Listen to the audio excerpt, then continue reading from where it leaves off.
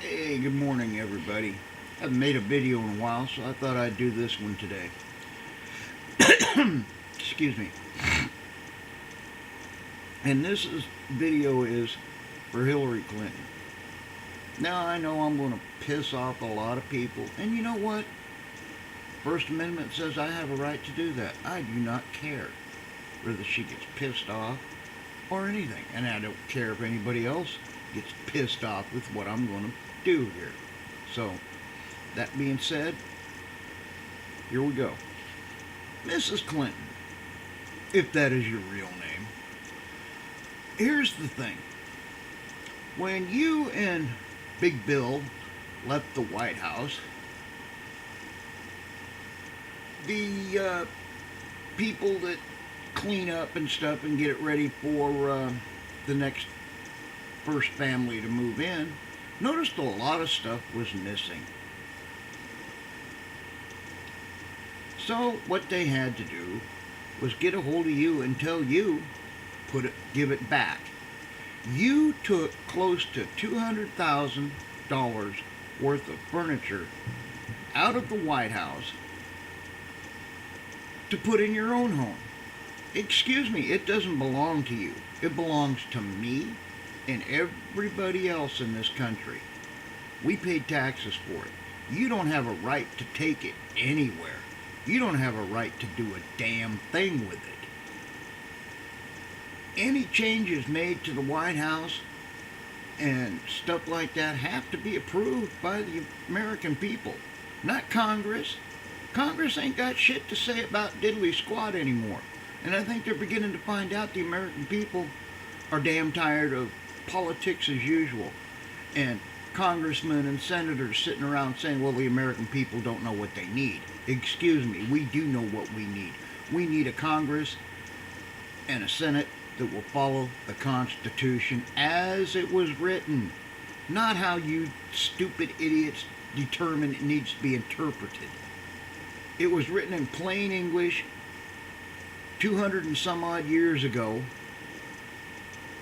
and everybody could understand it. I can understand it, and I only got a high school education.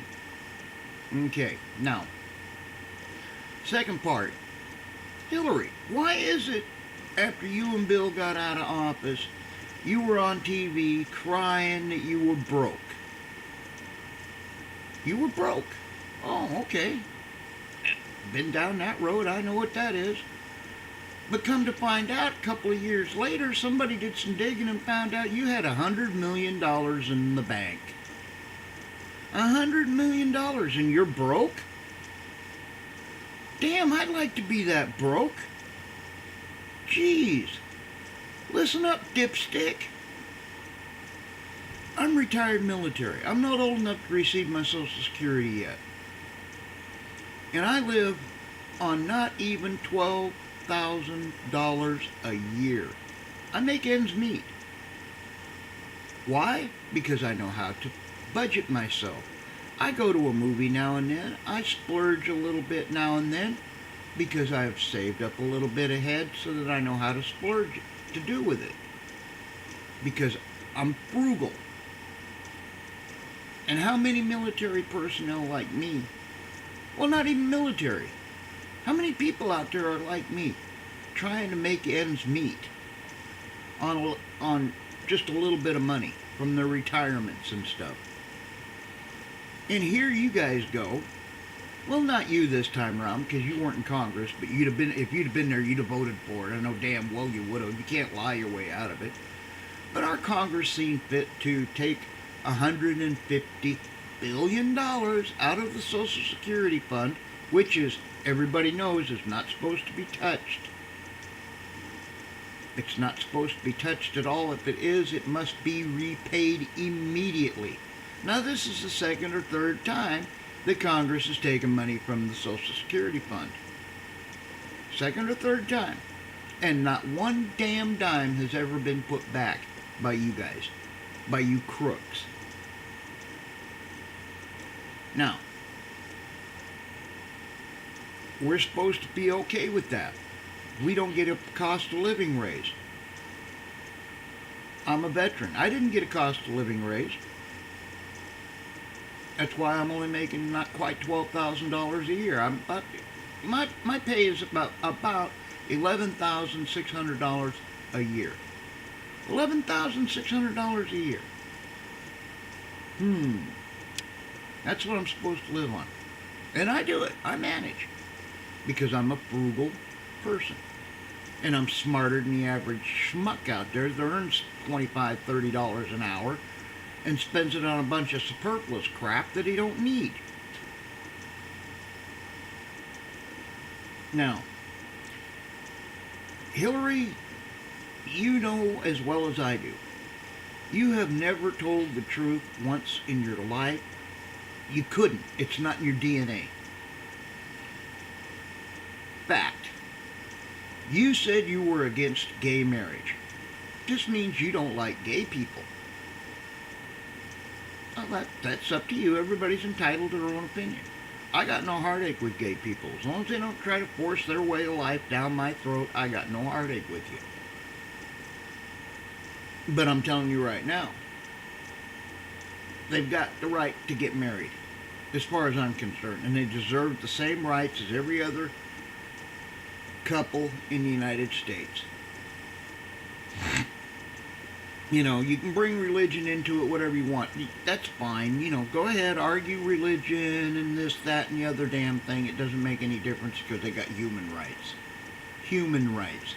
And that outweighs how you feel about them because of your religion, as far as I'm concerned. Now, another thing.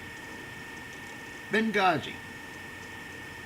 This is going to be a thorn in your side for a long time. You're never going to get rid of this one. Because you pissed off too damn many people. You pissed off damn near the whole country when you sat right there in Congress and said this. What difference does it make now? Well, to the people that you left over there to get killed because you wouldn't get off your dead ass and send in troops to help them people defend that consulate, you got the ambassador killed, you got 3 other Americans killed because of your inadequacy as a human being and a Secretary of State? No, that's not right. That's not right. For that alone, you should be behind prison bars. Now we get down to having your own private server in your house. Well, that in itself is suspicious. You work for the government. You should not have a server that is capable of getting government emails, government papers of any kind. You should not. Not in your own private home. You need to access that stuff. You access it in your office at the White House, where it is secure. Now, I don't know whether to believe this guy, this foreign guy that says that he hacked into your server account and he said it was easy, is lying, or if he's telling the truth. But with your track record, I have a tendency to believe him. You keep saying that every time somebody, a reporter or something that's got an ounce of integrity, brings up, well, this is what you said, the first thing out of your mouth is, I misspoke. You misspoke. Every time you open your mouth, you misspeak. And that's getting old. That's telling me that you are not presidential material. That's telling me that you need to take a powder, sit down, shut up, get out of politics, get out of everybody's goddamn hair, and be done with it. Because you open your mouth, you misspeak. You have hornswoggled the black Americans in this country into voting for you because you're telling them all kinds of bullshit that's nothing but lip service. That's all it is lip service. You don't no more mean anything that you say to these black people than you could fly. You don't no more mean it than anything in the world. You're just after the goddamn votes, and as soon as you get the goddamn votes, you're going to be laughing up your sleeve going, this stupid black people fell for it again. Typical Democratic attitude. Typical Democrat attitude. I don't call anybody liberal. I don't call them conservative. I call them Republican or Democrat or independent. Because I don't buy into this shit of being liberal and conservative and all that crap as a political term. It's not. It never has been. It never will be in my book.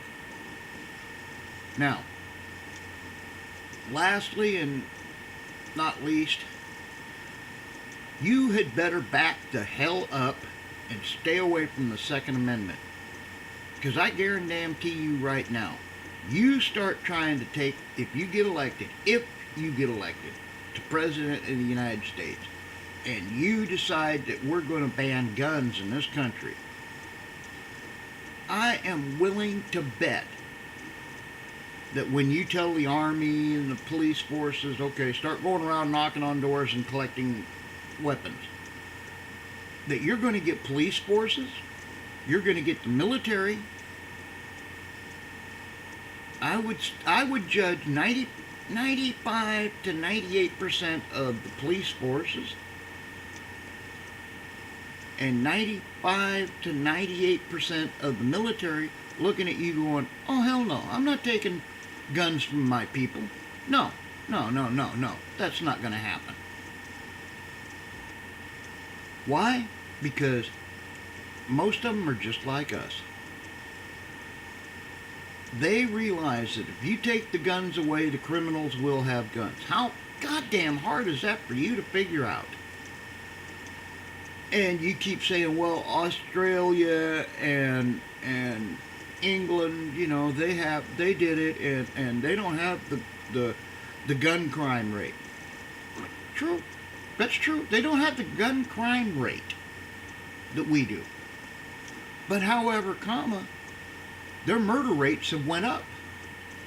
England, prime example. Since they banned guns in England, the murder rate went up 73%. Why? Because they're no longer using guns. They're using knives, forks. What are you going to do then? Ban steak knives? Ban butcher knives? Ban all kinds of pocket knives? Where does it stop? Nobody's going to listen to you, Hillary. Nobody even wants you anywhere near the president, the White House. The ones that do are so damn stupid, they were all dropped on their heads when they were babies. They're idiots. They're morons. They can't look at the truth and see it. Why? Because they've listened to your lies and the lies of Congress and the lies of all these politicians for too damn many years, and they think that everything comes out of their goddamn mouths is the truth. Well, guess what? I served in the military for 23 damn years, and I know bullshit when I see it. I have an old saying, don't try to bullshit a master bullshitter. And that's just what you're doing. Well, and let me put it to you this way.